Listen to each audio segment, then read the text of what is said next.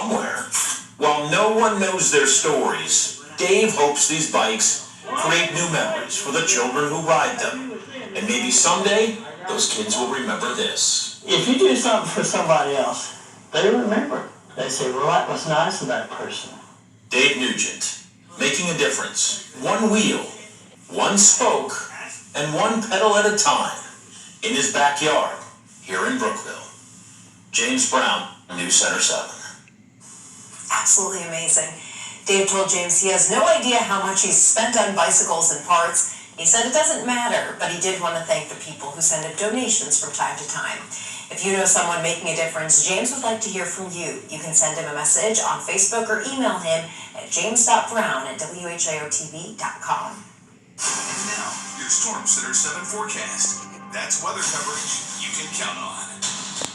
Robert, just in the last few minutes, our wind condition has been upgraded. Can you talk a little bit about that? Well, earlier in the broadcast, I mentioned that there was a 58-mile-per-hour wind gust down toward the Wright Brothers Airport. And so with that, that's technically severe levels. So since we have some strong winds to come still, the National Weather Service has really upgraded all of the area you see behind me, all of these counties in that kind of golden color, to a high wind warning. Now these are issued when wind gusts of 58 miles per hour or higher are expected, and we've seen one already, or sustained winds at 40 miles per hour or above. So it is going to be pretty windy here for the next several hours. It still expires at 6 a.m., just like the wind advisory did, but we are now under a high wind warning. So again, that means sustained winds of 40 miles per hour or higher are expected, or wind gusts above 58 miles per hour. That's the threshold for a severe thunderstorm wind report. So we are looking at strong wind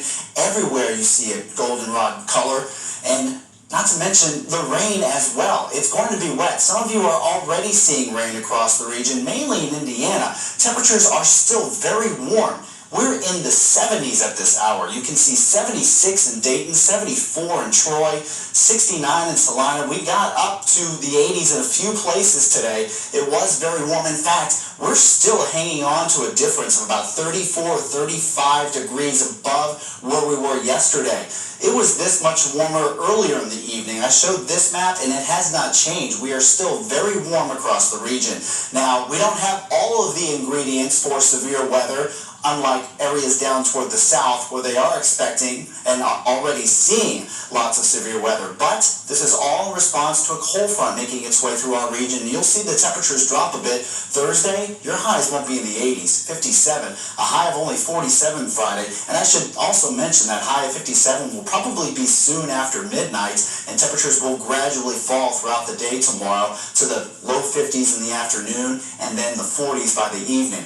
As we move into the weekend, we get more seasonable temperatures, highs in the 50s. So here's the cold front I was talking about. It's pushing through into Indiana now, and down here in the south, where we have a lot more ingredients, the wind shear, the humidity, the heat, that's where we're seeing the severe weather. This whole section where you see the warm, all of these places are very, very warm. That includes parts of the Midwest. This was a warm front where you can see the stationary front. Now it's stationary because it's not really moving.